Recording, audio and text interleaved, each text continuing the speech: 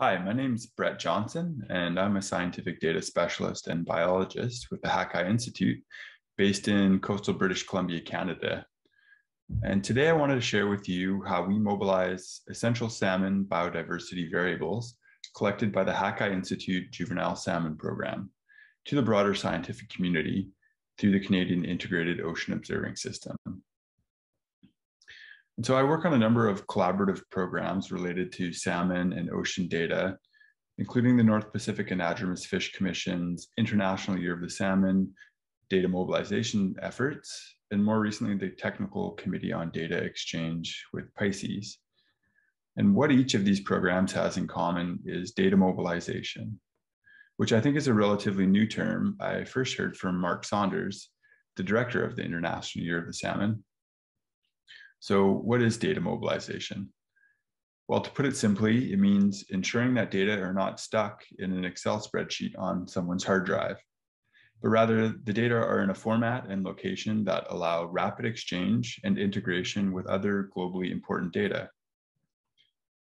And my background and experience is that of a salmon biologist, but over the last several years, I've been putting more emphasis on data mobilization because as I waded into the salmon ocean ecology research domain, I kept running into the problem of not being able to rapidly access the data that has already been collected and often collected using public funds.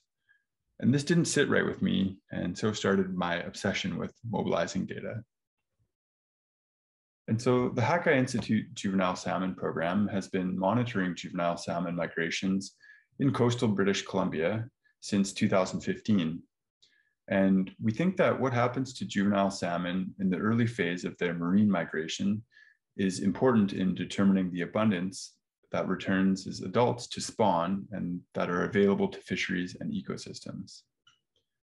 Salmon are a keystone species that integrate the health of terrestrial, freshwater, and marine ecosystems and are experiencing widespread decline in productivity in the Eastern Pacific.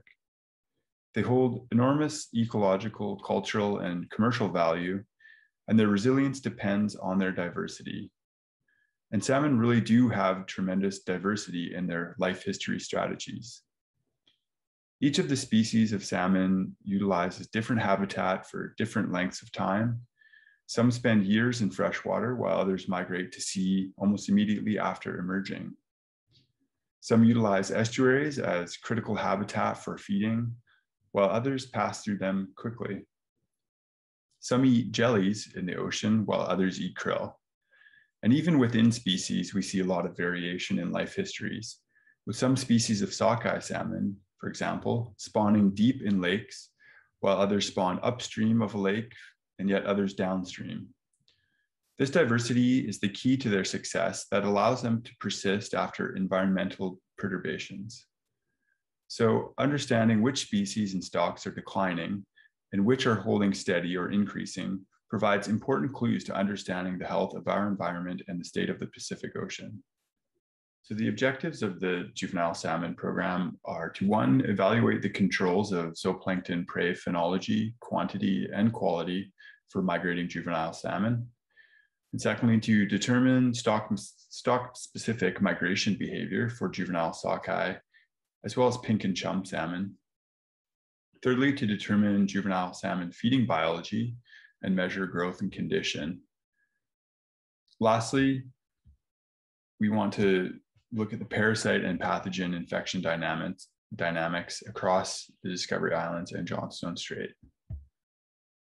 Our field operations are based out of our station on Quadra Island in the Discovery Islands, the north end of the Salish Sea, where we're well positioned to intercept salmon as they migrate north, bound for the Pacific Ocean.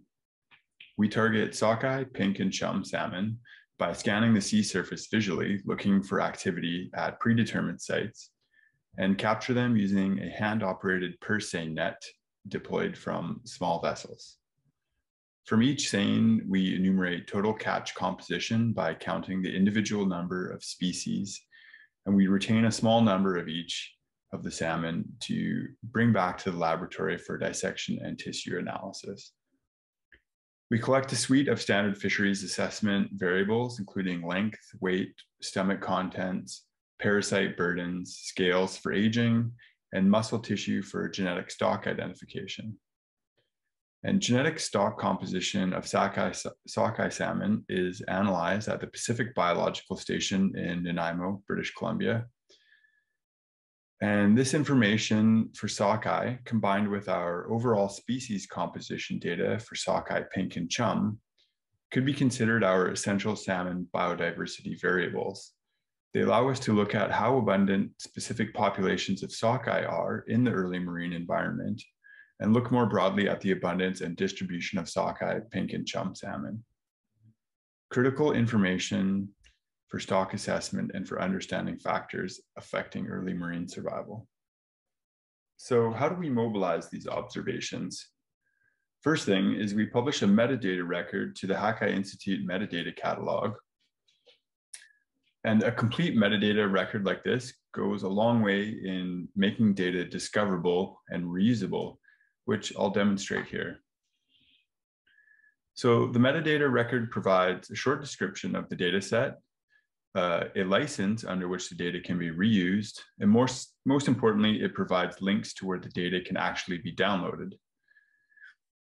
Otherwise, it also provides a suggested citation, as well as persistent digital object identifier, as well as a number of keywords to make the data easier to find, spatial information to indicate where the data are collected, and lastly, contact information for the various individuals and organizations involved. And the Hakai metadata catalog is a federated catalog, which means that it can be harvested by the Canadian Integrated Ocean Observing Catalog. And so you can discover our resource via the national, regional, or institutional metadata catalogs. So what about the actual data? We can follow the links to access the actual data. And as a part of the Canadian Integrated Ocean Observing Strategy, we're publishing data to the Ocean Biodiversity Information System, or OBIS. And OBIS is a program of the United Nations International Oceanographic Data and Information Exchange, and their vision is to be the most comprehensive gateway to the world's ocean biodiversity and biogeographic data and information. Collectively, OBIS holds over 80 million species observations of over 150,000 different marine species. And publishing our data on OBIS requires a standardized format known as the Darwin Core Archive.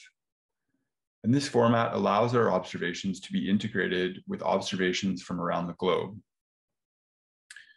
Additionally, there's a suite of tools that OBIS provides for data discovery and summaries. And so as a result of publishing our data to OBIS, we can also find our data federated to the Global Biodiversity Information Facility, where freshwater and terrestrial species observations are also found. Lastly, we can even find our data by searching Google datasets.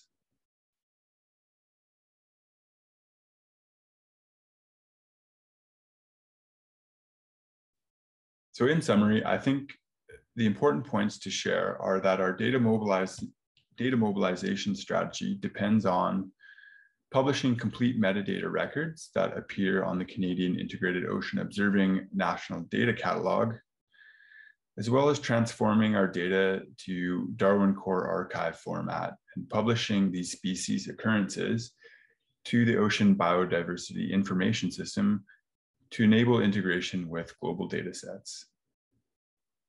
Thanks for your time.